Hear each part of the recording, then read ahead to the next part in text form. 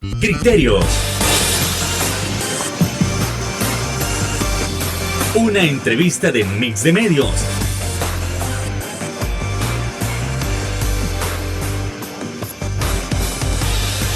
Que aborda frontalmente los problemas de El Salvador con los verdaderos protagonistas y plantea soluciones.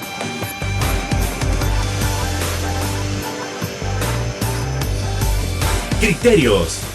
Hola, ¿qué tal? Muy buenas noches, sean todos y cada uno de ustedes bienvenidos a una nueva emisión aquí en su programa Criterios, en este viernes 16 de diciembre, se nos está terminando el mes y qué gusto que usted nos pueda acompañar en una nueva jornada de análisis político. ¿Y qué es lo que vamos a estar tocando? Bueno, entre semana se sacó la encuesta tanto de la prensa gráfica como de Fundaungo, vamos a estar comparándolas, qué es lo que se dice acerca del régimen de excepción, qué es lo que se dice de la aprobación o de la popularidad del presidente de la República, Nayib Bukele, y además vamos a estar tocando el caso de la orden de captura contra Gerson Martínez. Es decir, esto es legal como tal, de verdad tiene algo que pagar.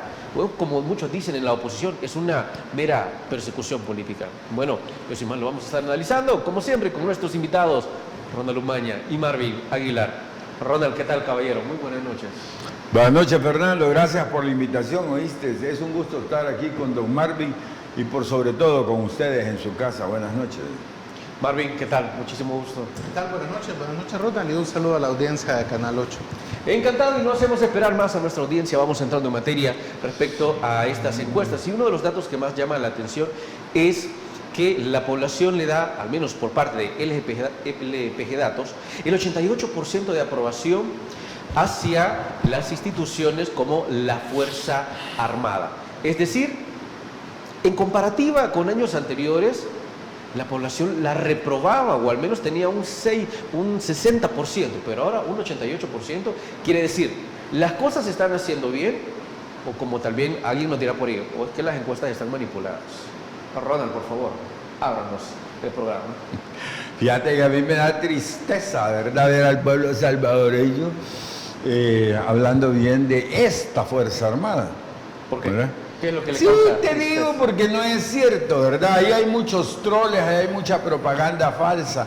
Mira, desde que el Departamento de Estado nos abrió los ojos de cuántos troles, cuántos youtubers, cuántos periodistas vendidos, cuántos medios de comunicación vendidos tiene el gobierno, todas esas cosas realmente da tristeza verlas en las encuestas, ¿no? ¿Considera que la como prensa la gráfica misma, se ha vendido? mira, sí. La prensa gráfica se ha vendido. Al menos el periodista que puso la gran madera de, ay, Bukele con 8 y no sé cuánto de nota. Con ese montón de troles, ya ni él sabe si es cierto, ni el mismo Bukele sabe. Porque los troles, ¿para qué sirven? Para insultar a Marvin, para insultarme a mí. Ah, para eso sirve. Y para aplaudirle a él. El problema es que yo siento que él ya se está creyendo de esos aplausos que él mismo ha pagado. ¿Me entendés? Fíjate que me mandaron 3 tweets del presidente. Y me dijeron, vea los comentarios, y me fui a ver los comentarios, no, hombre. Todos los comentarios en contra de él. Todos. Entonces te das cuenta de que algo se va a romper un día de esto.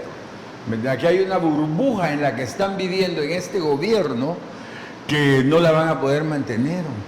Y la Fundaungo pone el dedo en la llaga, pero perfecto. 90% de la población le lastima ya los precios de la comida. La inflación los tiene al 90%. Y el 75% de esa población ya está realmente protestando en serio por el alza de los precios. ¿Me entiendes? Ahí está el problema. Ahí va a reventar esto. ¿Por qué lo logran mantener? Por todos los youtubers, los troles, las cuentas de WhatsApp, las cuentas de Facebook, todas las mentiras que han montado, ese circo que han montado acá, ¿verdad? Entonces, yo risa me da cuando la gente, ay, no, mire la Fuerza Armada, esta Fuerza Armada que golpeó a una niña de 17 años y la hizo abortar. ¿Vos crees que la gente le va a estar aplaudiendo? No, hijo. Le aplaudían a la Fuerza Armada que acaban de destruir esta Fuerza Armada. aquella institucional que no se metía en política, que no estaba al servicio de ningún presidente, de ningún régimen, sino al servicio de la Constitución. A esa se le aplaudió, esa ganó prestigio después de los acuerdos de paz para acá. Pero ya te acordarás cómo va a terminar la dirigencia de esta Fuerza Armada de ahora. A ver, Marvin, es imposible no tocar el tema de la 9ª aprobación del régimen de excepción.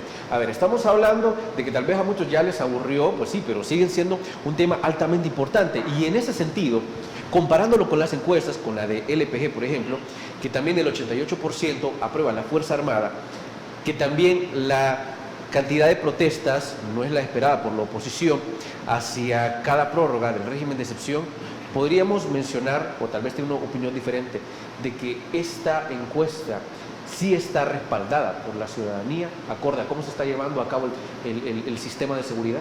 Yo creo que decir que una encuesta está pagada o una encuesta, ¿verdad? Más allá de eso hay que ver los números, ¿verdad? Hay que ver el tema, cómo lo aborda, que creo que es allí donde podemos encontrar diferencias de opiniones. Vamos a empezar por tu pregunta con la encuesta que más se dedica a observar el tema del estado de excepción, que es la encuesta de Fundaum.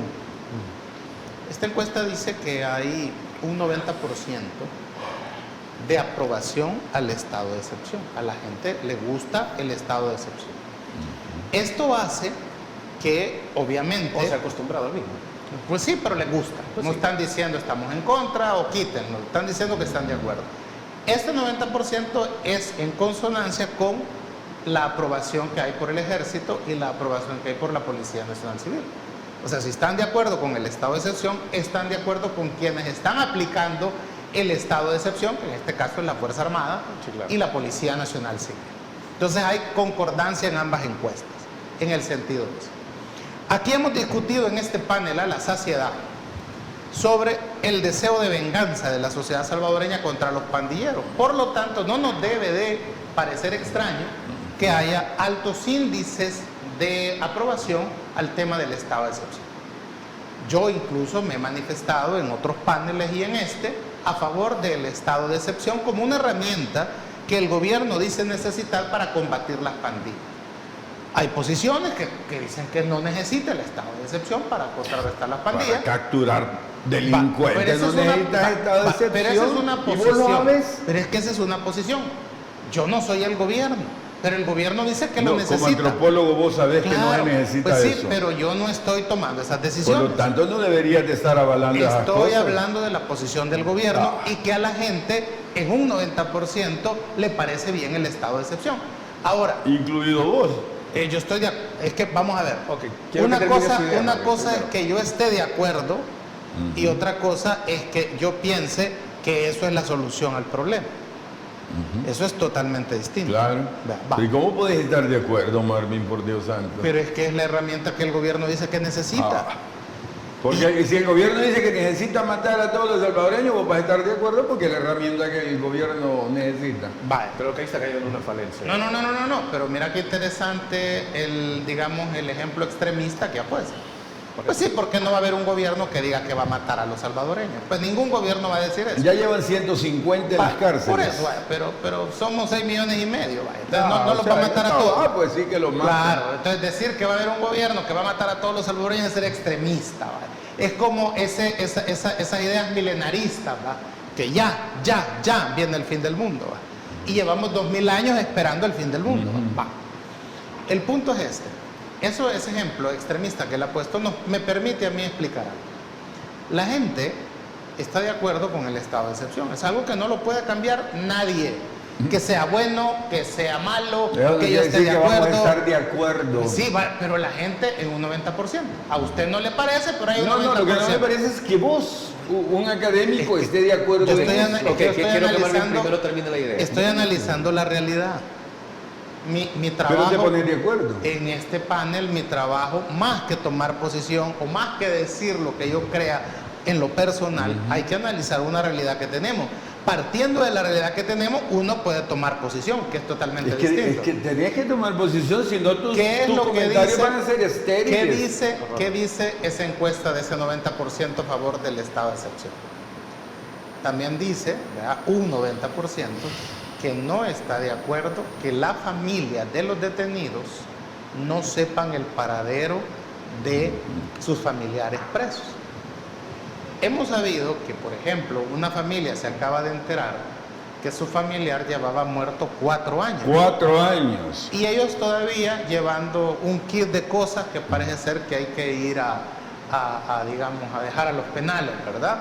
Entonces, y hoy con esta averiguación que se ha hecho de dónde está, ellos se enteran que su familiar había muerto hace 4 años. Estaba preso y ellos no lo sabían. Y le recibían los paquetes. ¿Quién gobernaba hace 4 años? El FMLN. Exactamente. Entonces, esto es lo que te quiere, más allá de entrar en ese debate del pasado, eso lo que te quiere decir es que hay un problema endémico, sistémico, en las cárceles salvadoreñas. No es un problema de cada administración, es un problema que ya estaba establecido. Y que cada administración lo empeora. Vea, ¿quién reformó la ley para evitar las visitas de los familiares y restringir eso a los centros penales? La hizo la asamblea, no esta de Nuevas Ideas, sino que la que gobernaba Arena y el FMLN. Ellos cambiaron la ley. Vaya, entonces dijeron que no tenían derecho a visitas, un montón de cosas, y les limitaron eso. Pero en la ley no pusieron solo las pandillas, sino que pusieron a todos los presos. Esto hizo cuando detuvieron a la gente del FMLN, a Violeta Mengíbar, a Erlinda Ándala, a Cáceres, que nadie los pudiera visitar, porque como estaba prohibido para todos, estaba prohibido para ellos. Entonces, lo que dice la encuesta de la Funda Ungo es que también hay un 90% que les parece injusto, que no les parece bien, es impopular que no le permitas a los familiares saber a dónde están o el estado de salud y todo eso. ¿Qué te dice también, digamos, la encuesta de Funda Ungo? Que hay un 65% que no está de acuerdo que alguien inocente pase más de 15 días detenido. Entonces, esos datos son, ¿qué es lo que establece la ley, la Constitución? Entonces, ¿por qué? Porque hemos visto fotografías de gente saliendo meses después. Ahí, por ejemplo, el gobierno va a liberar 3.000 personas. Vea, en esto ya lleva 2.100, faltan, digamos, 900 personas.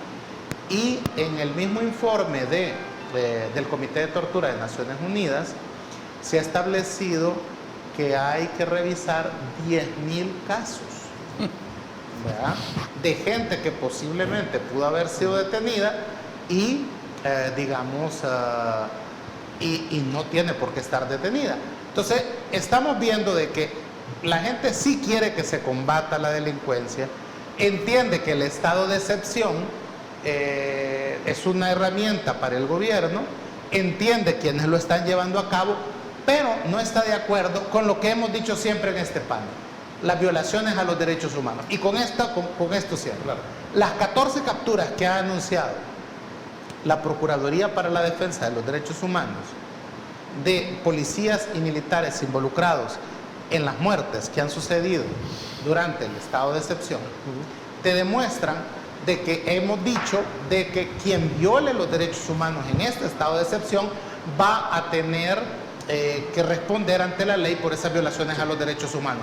Además, estamos hablando de la creación de una mesa técnica, que también la hemos dicho en este programa muchas veces, para que los policías, una vez que lleven a la gente detenida, pueda haber un comité técnico entre el Ministerio Público y la policía, para que alguien que es inocente salga inmediatamente y no tenga que pasar ahí ni siquiera los 15 días. Creería yo que hacia eso va, digamos, el estado de excepción. Así hay que verlo.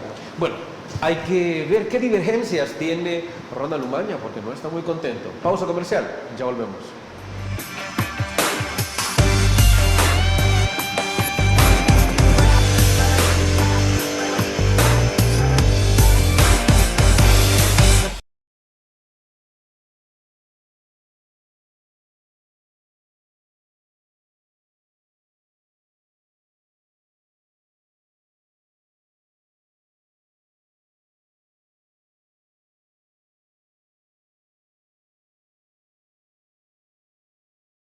Farmacia La Buena, la farmacia de todos.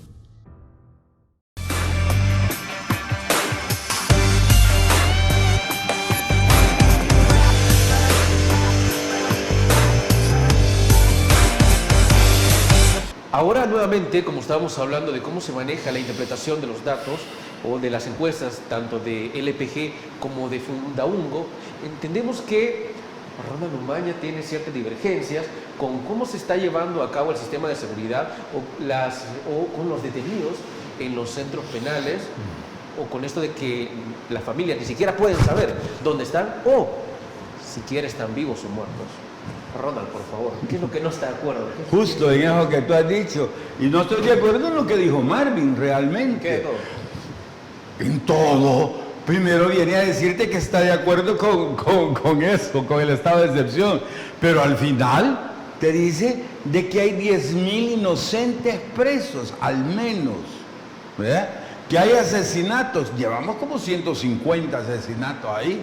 Que la gente muere y ni siquiera le avisan a sus parientes, que hay torturas en la cárcel, o sea que estamos viendo crímenes de lesa humanidad.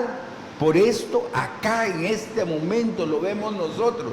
Si lo responsable es tomar una posición al respecto, decirle a la gente lo que está sucediendo, esas violaciones de derechos humanos, ¿cómo es posible que un académico se ponga de acuerdo, que está de acuerdo con eso? No se vale, bajo ninguna perspectiva. Pero ¿en qué parte usted ya parece youtuber? ¿En qué parte no, ¿En qué parte Vos querés parecer equilibrado ante la gente, pero aquí hay que tomar posición, sobre todo cuando son derechos humanos lo que está violando el gobierno. ¿En qué parte he dicho no, que yo vos estoy seguís de de acuerdo con los acuerdo. crímenes de lesa humanidad? Vos seguís de acuerdo con el gobierno, no importa. Pero el problema es que tus opiniones se vuelven estériles. Asexuadas completamente. Pues sí, no esa es vale. su opinión. No, pues sí, pero pues yo ahí tengo la obligación de decirlo. Porque es violación de derechos humanos. ¿En qué parte yo he dicho que estoy a favor de la violación de los derechos humanos? No lo digas, pues. Pues sí, Entonces, ¿me entendés? No se puede no se puede ser cómplice de un gobierno que asesina gente en las cárceles, que las va a tirar a una fosa común, ¿verdad? Como pasó con la muchacha aquella que la estaban juzgando, y en el juzgado se dieron cuenta que hacía 15 días la habían asesinado y la habían ido a tirar a una fosa. Ahí estaba la mamá de la muchacha, estaban los hijos, en el juzgado, ya haciéndole el juicio. ¿Quién podrá estar de acuerdo con eso? Con más de 150 asesinatos, con todas las torturas que hay en las cárceles. Mira, ahí salió una foto esta semana, sale el hermano cargando en brazos a su hermano, una persona adulta que a lo sumo pesaría 60 libras ya, con 2 agujeros en los pies, que no podía caminar. Lo sacaron porque era inocente, pero lo sacaron más muerto que vivo. ¿Cómo es posible que alguien pueda estar a favor de eso? Eso hay que criticarlo, y eso hay que decirlo, hay que señalarlo con valentía. En realidad hay que procesar a los responsables de todos esos casos. Eso es lo que Sí, hay pero que lo que hacer. nos toca a nosotros es denunciarlo Y meterlos y decírselo presos. a la gente. A todos pero los ¿cuántos hay responsables presos de de eso. esos? Además, ¿sabes quiénes son? Nadie te lo dice. No, es decir, no, claro. Pero claro. allá hay 14 detenciones entre policías y soldados acusados por tener responsabilidad en las muertes durante el estado de Y excepción. te aseguro que esos 14 van a ser inocentes, son los que quieren depurar porque no están a favor de ellos. Mira, con un fiscal, Sí, bueno, pero van con a ir un al- fiscal al- espurio, con una Corte Suprema de Justicia espuria, con jueces purgados. Sí, no, está bien. Pero Está vaya. claro que está bien. Por eso, es la pero- verdad. Pero por eso, pero entonces, vaya, yo encuentro a veces una posición complicada. Si no se decía nada, porque no se decía nada, y hasta se decía que los muertos en el penal eran por causas naturales, Sí. se criticaba. Hoy que has detenido 14, tampoco, o sea, es decir... No, es que lo que se critica es la opacidad de este gobierno en todo. Por eso, pero ¿A se quién le está- vas a creer? ¿Quién dijo de esos 14? ¿El fiscal? La ¿Le procuradora, crees vos al la- fiscal? la procuradora para la de defensa de derechos derechos humanos, humanos. esa que era de Arena y del FMLN que la pusieron y esto la reciclan. La que salió con juicios de corrupción. Entonces no se hace nada. ¿Quién lo debió de haber dicho? Entonces? ¿Cómo? ¿Quién lo debió de haber dicho? El No, Santo hombre, es Padre, que lo que seguro. pasa es que no puedes venir a querer tapar este gran problema con esa cosita, cuando esa cosita es parte de toda la corrupción del gobierno. Pero yo entiendo Desde algo, del régimen. yo entiendo algo positivo en esto. Muchas veces por ejemplo, y hablando de ser víctima de los ataques de los youtubers cobardemente atacaban a quienes decíamos a veces sobre la cuestión de los derechos humanos. Me gustaría ver a los tuiteros y a los youtubers haciendo un programa hoy sobre estas detenciones, sobre estas 14 detenciones que le imputa el gobierno a estos policías y militares por 150 muertes que han sucedido durante el régimen de excepción. Me gustaría que los youtubers, así como han criticado y han señalado y se han burlado, le han puesto apodos a la gente, han tergiversado las cosas, que hicieran programas o hicieran cortos sobre el caso de gente que ha sido enterrada en fosas comunes y no se les ha avisado a los familiares. Entonces, vaya, los youtubers no van a hacer eso. Lo que yo estoy diciendo es algo irónico, porque ellos están en una línea muy similar a la de mi contertulio, de que allá dicen que todo está bueno y aquí no sirve nada. Entonces, y uno queda en medio de esa visceralidad. Vos te quieres poner en medio para parecer moderado ante la gente, ¿sí o no? Vale. Por eso, ¿y qué es lo que te dicen? No hay nada más tibio que eso. Unos te dicen foca y otros a te vos dicen, te toca, y otros te dicen gorgojo. ya de cuál te toca. Entonces, en el infierno de Dante Alighieri, ¿verdad? No me va a molestar porque ahí va a estar Ellacuría, y va a estar Romero, y va a estar Hegel. Vaya, Ellacuría va a estar ahí, Romero va a estar ahí. ¿Sabe por qué? Porque cuando era la guerra, si usted hace memoria, que estaban los dos bandos enfrentados, Ellacuría propuso el diálogo. ¿Y de qué lo acusaron?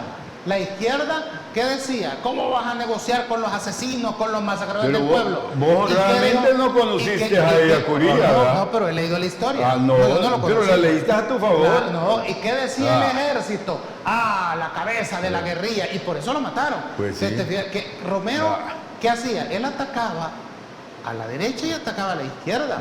Le decía a la izquierda, es que agarrar un fusil y comenzar a secuestrar y a matar no es la respuesta, les decía Romero, para detener la represión de los otros. Y atacaba a los otros también. Entonces Hegel escribía para la derecha y para la izquierda, criticándolos y analizándolos. Es que el punto es que no hay, yo por lo menos mi formación, mi formación no me permite ser maniqueísta. Ver las cosas en blanco y negro no es cierto. Esa generación suya, en la que o eras comunista o eras anticomunista, es la que nos tiene en la debacle actualmente. Entonces yo me niego y hoy tu presidente nos está salvando de eso. La polarización, la polarización. ¿De quién es la polarización ahora? Porque les conviene, porque les ha convenido siempre. Pues sí, pero ¿quién la hace hoy? ¿Quién la hace hoy? Él la heredó.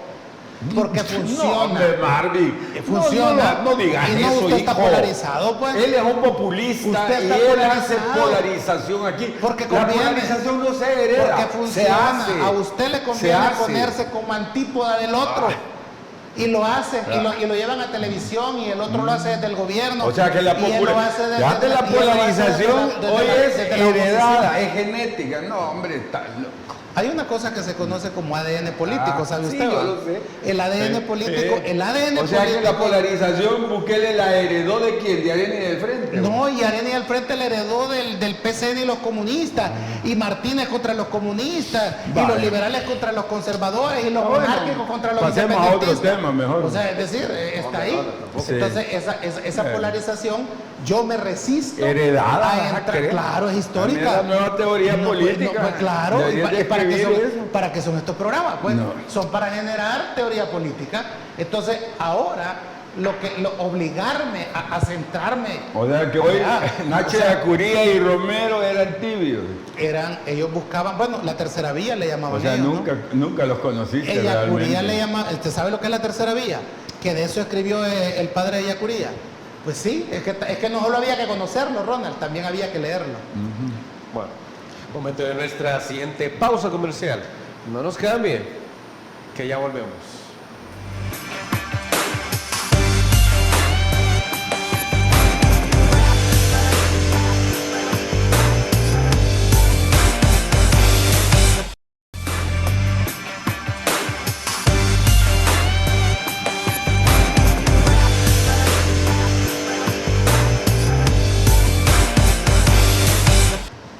siguiente punto, y siempre en la línea de las encuestas, siempre toca analizar debido a qué se mantiene la popularidad del presidente Nayib Bukele. Estamos hablando de 88%. Para muchos, mire, es que LPG está comprado, o al menos el periodista, como dice Ronald, y por eso lo publican. Es algo que en otros tiempos jamás se hubiera visto y ahora LPG le responde al gobierno. Por otro lado, dicen, no, pero hasta el mismo presidente menciona, ok, para que ellos sean meramente oposición y que los datos le sigan arrojando una alta popularidad, ellos que son oposición, es porque las cosas se están haciendo bien. Entonces, Ronald, como líder de oposición, sigue considerando que toda esta popularidad se debe a los youtubers, a los troles. Así ¿A qué se es, debe? así es. Justo, es la base de la popularidad de Bukele. Decime qué grandes obras o qué grandes cosas ha hecho en estos 4 años.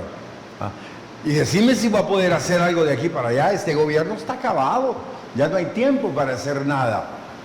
¿Cuál es lo único grande que ha hecho Bukele aquí? La deuda externa. Si le ha metido más de 10.000 millones de dólares, ¿quién va a pagar eso? Nosotros, nuestros hijos, nuestros nietos. ¿Qué va a pasar con esa deuda? Que nos va a mantener en el subdesarrollo. ¿Cuántos años? No lo sé, pero muchos. A puro youtuber. Lejos, que dice Marvin que el 90% son incompetentes. Ahí salieron a insultarnos todas las semanas. Mediocres. Mediocres, ¿verdad? Bueno, la palabra fue otra, pero es similar, ¿verdad? Lo que pasa es que aquí hay que respetar a la audiencia de Canal 8. No, por supuesto, ¿verdad? Ahí salieron. Pero lo puedo decir en ruso. Pridurki. Vaya, pues son unos pridurki todos los youtubers, esto del 90%. No es como que no tengan traductor. Pero salió el 100% a protestar. Entonces yo dije, Barbie se equivocó, son más del 90%, ¿verdad? Entonces, ahí está la popularidad. Y cuando ven las encuestas, ¿quién le aplaude todavía? La gente menos letrada, los más incultos, los que tienen menos escuela en el país y los más pobres. ¿Hasta cuándo? ¿Hasta cuándo? Fíjate bien esto que te estoy diciendo, porque la Fundaungo te lo dice, cómo está subiendo el hambre. Ayer te lo dijo la CEPAL. ¿Sabes cuánta gente no come 3 tiempos al día hoy en el país según Fundaungo? 1.298.000 salvadoreños no tienen dinero para comprarse los 3 tiempos de comida. Se compran 2 o 1. Y que dicho sea de paso, fíjate que biológicamente uno tiene que comer para, digamos, estar saludable.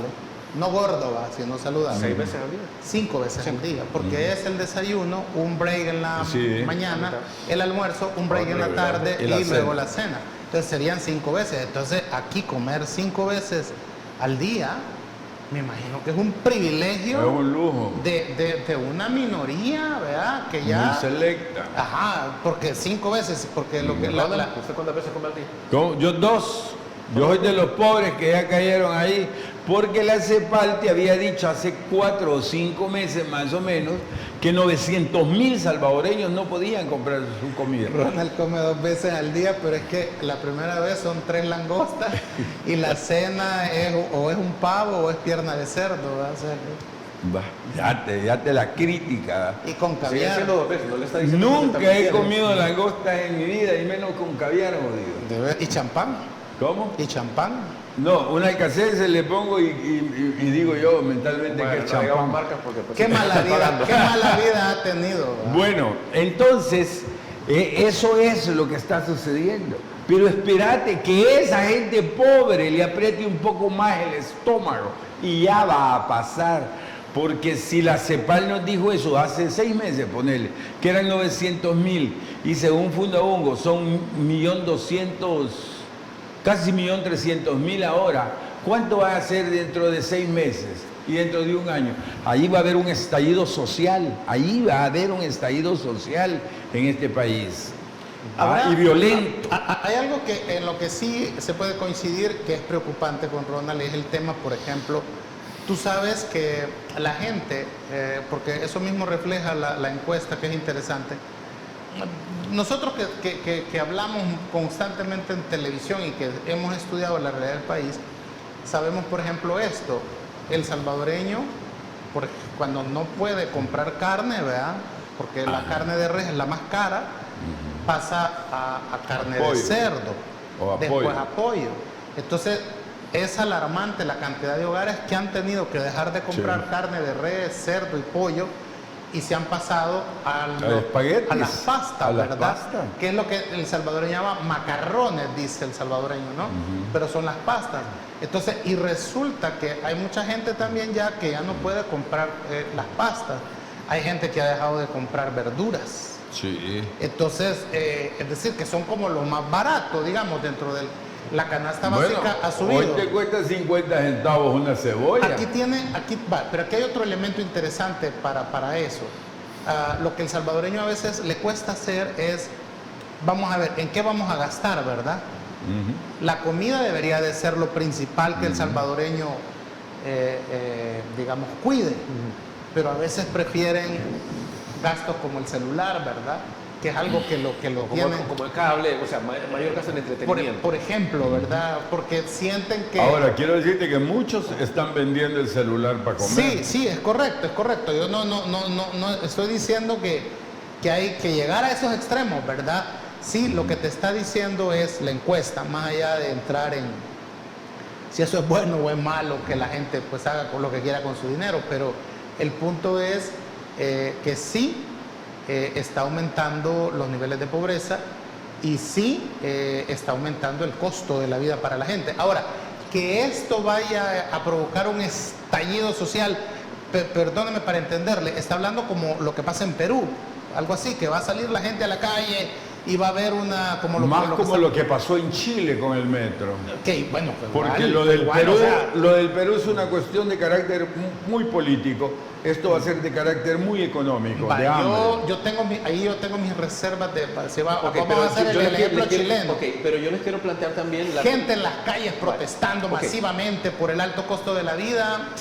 Pero les quiero plantear la parte económica. Te van a ir a saquear los supermercados. Tanto así, ese vandalismo. Sí, pero les quiero plantear esto. Tengo mis dudas. Se está hablando de la situación económica.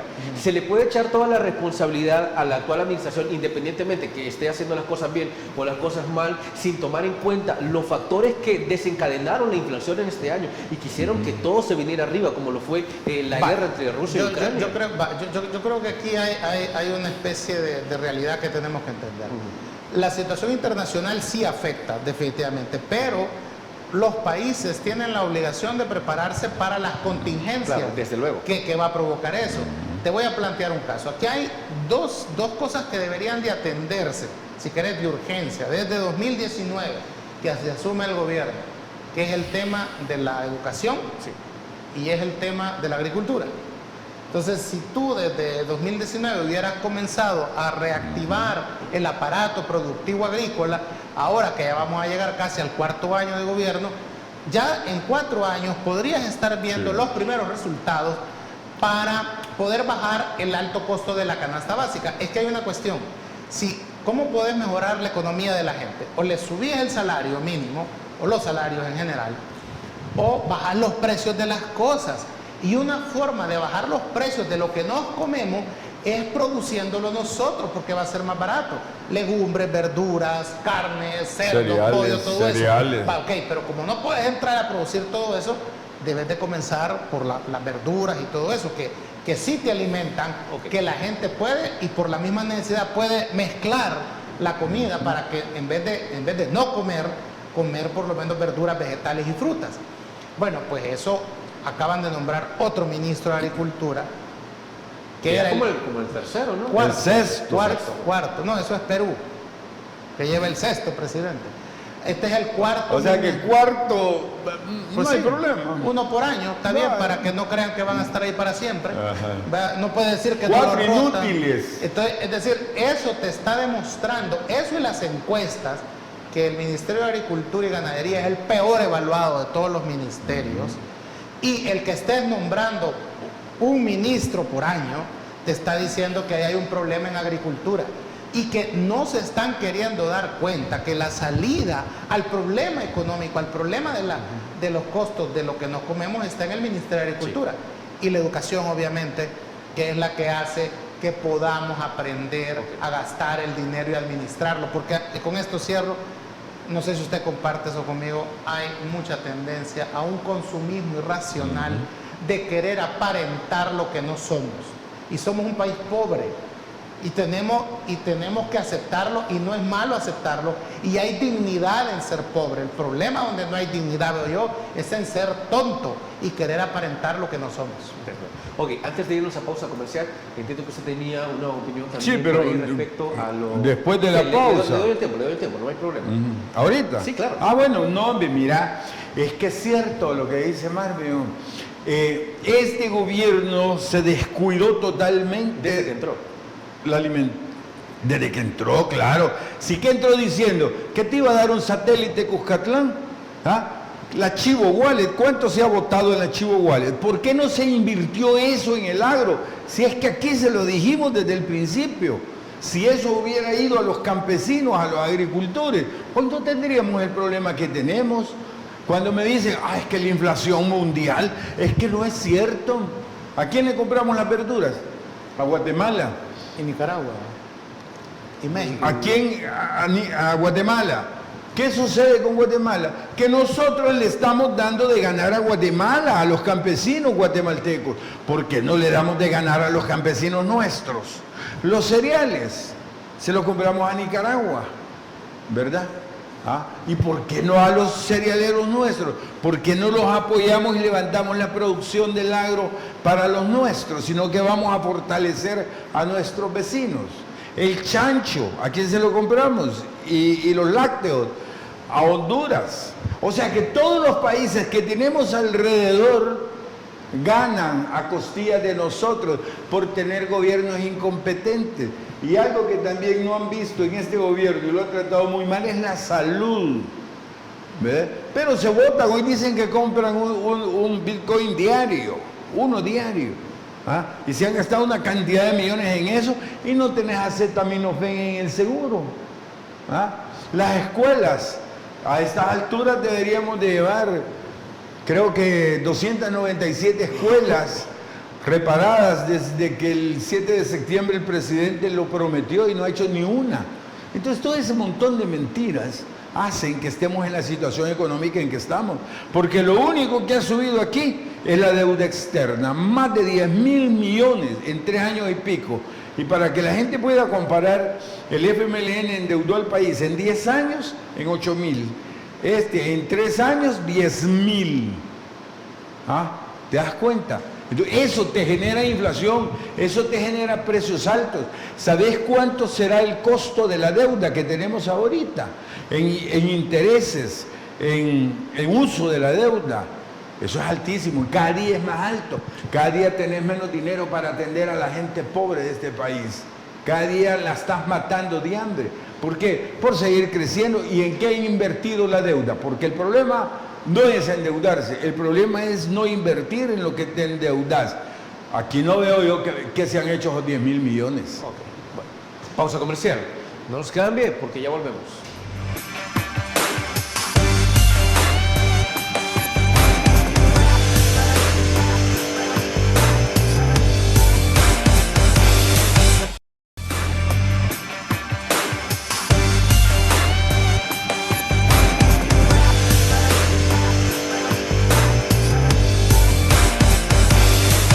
A veces se menciona que alguien que nunca ha tenido el poder tiende más a respetarlo, pero que alguien que siempre ha tenido ese poder pierde el respeto por eso mismo.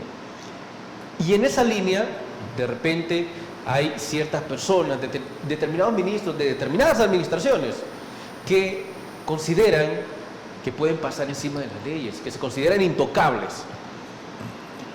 Entonces llega el momento en que ese poder se degrada, en que ese poder termina cayendo y toca rendir cuentas. Ese caso es el que pareciera estar ocurriendo con el exministro Gerson Martínez. Es decir, a él, ¿por qué se le está acusando realmente? ¿Por cosas buenas? ¿Por cosas malas? ¿Por considerarse intocable? ¿Por dónde nos tenemos que ir? ¿Qué es lo que está sucediendo con Gerson Martínez? Marlon, por favor. La frase esta que dice que no hay que hacer cosas buenas que parezcan malas, ni cosas malas que parezcan buenas, ejemplifica el caso del Citram, por ejemplo. Voy a comenzar diciendo algo. La idea de un transporte como el Citram es muy buena. Bueno, yo lo usaba.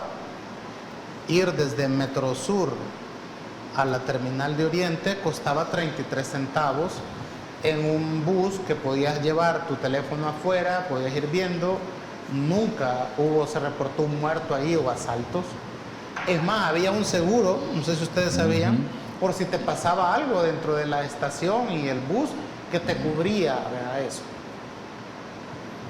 Ese modelo debería de responder a una gran cruz que se estableciera en el Gran San Salvador, que comenzara en San Martín y terminara en Lourdes Colón, que comenzara en el aeropuerto internacional y terminara allá en el Paisnal o Nejapa, ¿no? O Apopa, si tú quieres, ¿no? Y esa gran cruz podría solventar el problema de un transporte, digamos, digno para los salvadoreños, que ese es el gran problema que tenemos y que no se ha solucionado a día de hoy.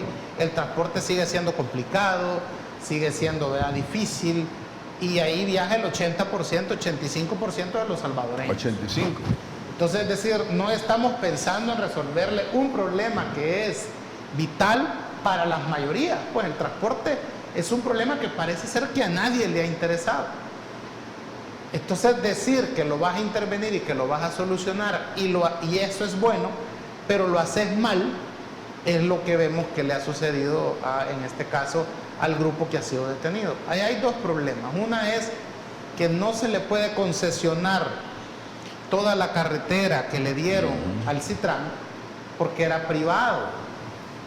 Si fuera público no hay problema, pero era privado. Entonces, el Citran era privado. El Citran era privado, sí. Pertenecía a la empresa Subes, creo, ¿va? A dos empresas, creo. ¿Va? Entonces el punto es que le concesionan a estas empresas a través del Ministerio de Obras Públicas o del Viceministerio de Transporte. Pero es que eso tenía que pasar por la Asamblea Legislativa. Entonces, pero ellos, como estaban en el poder, ¿y qué pues? ¿Verdad? Pues yo les doy esta calle, ¿verdad? Y les doy las paradas de buses que las construyó el Estado con un préstamo que hicimos para eso, 30 millones de dólares, ¿verdad? O 50. 50, ¿va? 30, 50 millones que se hizo para eso y se las da a un privado. O sea, eso no se puede. Es más, eso lo hacía Arena. Pero que lo haga el FMLN, el partido de izquierda. El partido del pueblo. Pues sí, o sea, se las da a un privado. Ahora, lo otro es que este reordenamiento, ¿no?, al parecer, implicaba también reorganizar las rutas que pasaban por toda la Juan Pablo II. Y entiendo yo que hay una coopción incluso hasta para vender la ruta 29, una de las rutas 29, que incluso eso ha aparecido en las acusaciones que le hacen. Cierro con esto. El ejemplo del Citran nos demuestra que hoy que tú estás en el gobierno, siempre que tú estés en el poder, vas a terminar rindiendo cuentas en el futuro por lo que has hecho mal. Entonces, todas las acusaciones que se hacen con el tema de que no se usa la LACAP y todo eso, bueno, si han habido malversación de fondos, esos fondos son auditables siempre. La misma Asamblea actual ha hecho una ley para decretar que no son imprescriptibles los delitos por corrupción, por manejo de dinero. Hay una ley de extensión de dominio que con un fiscal comprometido con la justicia y con perseguir el delito, siempre los vas a poder sentar en el banquillo de los acusados a todos los funcionarios públicos que mientras ejercieron el cargo se creyeron intocables, se creyeron supermanes, se creyeron que podían pasar por encima de la ley, por encima de la Constitución y no responder nunca. Yo creo que eso es lo que le está pasando a Gerson Martínez, de que es interesante que explique por qué ellos deciden darle a privados concesiones del Estado sin pasar por la Asamblea Legislativa, que era como la Constitución lo establece. Ronald, ¿repudiable, condenable o aceptable? Mira, fíjate que bien interesante el ejemplo que pusiste al principio, porque eso es lo que le pasa a los dictadores, ¿verdad? Cuando empiezan a sentir el sabor del poder, creen que ellos pueden pasar sobre las leyes y volverse dictadores. Es justo el pensamiento de los dictadores. Pero el caso del Citran, yo siempre fui crítico del Citran, justo por lo que dice Marvin. La calle es un bien público, del público, y tiene que estar al servicio del público. No la vas a privatizar. Más bien, no se la vas a dar a un privado para que la use y vas a excluir al público. Por eso se los declararon inconstitucional. Aparte de haberse gastado esos 50 millones de pesos para que los utilizara una empresa privada. Y que según entiendo, agregando a eso, Ronald, no solo el Citrans podía hacer uso de estos carriles, también los funcionarios. Ah, los funcionarios, pues sí. Es decir, sí. los carros públicos, ¿va? Mira, el FMLN fue un gobierno democrático las dos veces, con la gran excepción de este caso. Debieron, y se los dijimos, debieron haber ido a la Asamblea Legislativa a pedir el permiso para hacer eso y no lo hicieron. ¿Ah? Lo hicieron porque lo hago y quede. ¿Ah? Hoy está el y qué. Pero de la otra cosa, y en eso sí hay que ser críticos, porque este gobierno, ha hecho cosas peores que esta por la que quieren meter preso a Gerson. Pero además de eso, lo están acusando de haber transgredido las normas de la LACAP. Pero yo estoy viendo que están mandando una propuesta a la Asamblea Legislativa, este gobierno, que el no uso de la LACAP sea retroactivo. ¿Cómo es posible que quieran meter preso a Gerson? Porque no utilizó bien la LACAP, que si no lo hizo, pues que pague por eso. Pero, y a los de ahora, estos que no utilicen a la LACAP, que hagan lo que quieran. Y además se lo hago retroactivo. Si hubo corrupción con el Citrans en cuanto a la construcción y al dinero, pues yo no lo sé, es difícil saberlo. Pero lo que sé es eso, un bien público no se lo puedes entregar a nadie si no es por medio de la Asamblea Legislativa. Bueno, pausa, no nos cambien, que ya volvemos.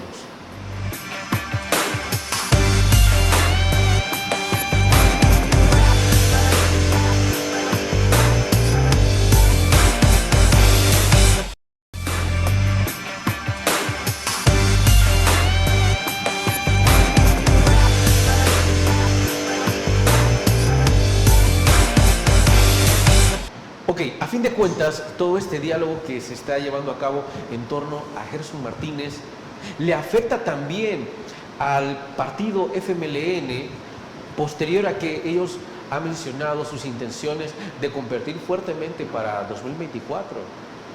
Por favor, Marco. Yo creo, sí, o sea, es decir, los actos de corrupción vinculan al partido del funcionario.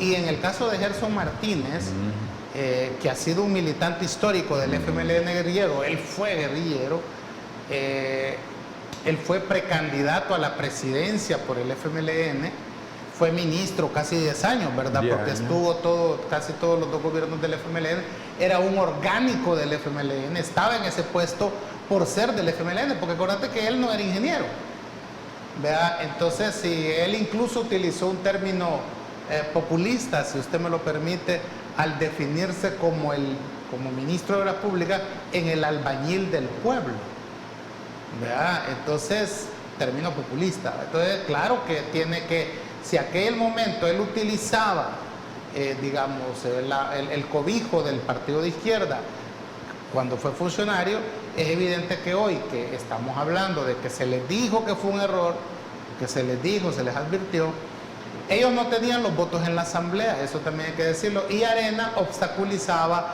la aprobación de esa concesión. Pero es falta de capacidad política de haber negociado en la asamblea. Pero fíjate bien, esto me recuerda el pleito que tuvimos. Saca hacia el puerto de la Unión 200 millones de dólares y el FML 200 en aquel momento, no, pues yo ya me imagino. 300. No, 200.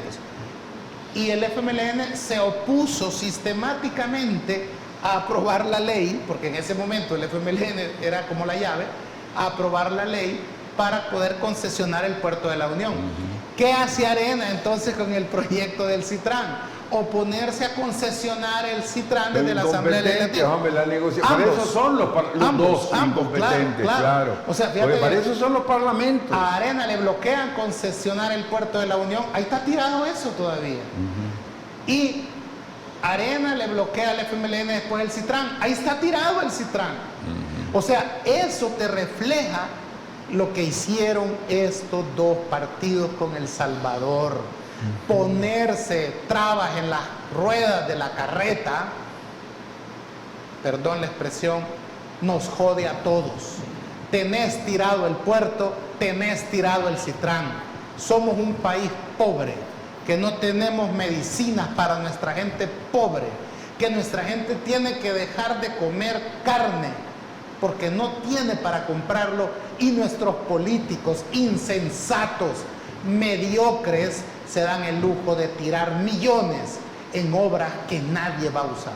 El castigo que estamos viendo, el repudio que les da la gente en las encuestas, es lo que se merecen por todo eso que han hecho.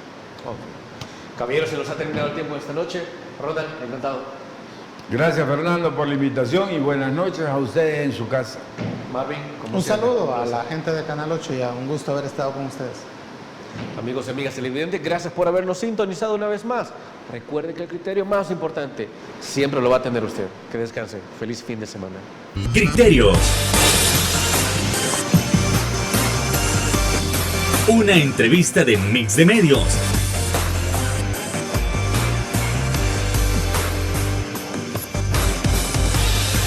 Que aborda frontalmente los problemas de El Salvador con los verdaderos protagonistas y plantea soluciones.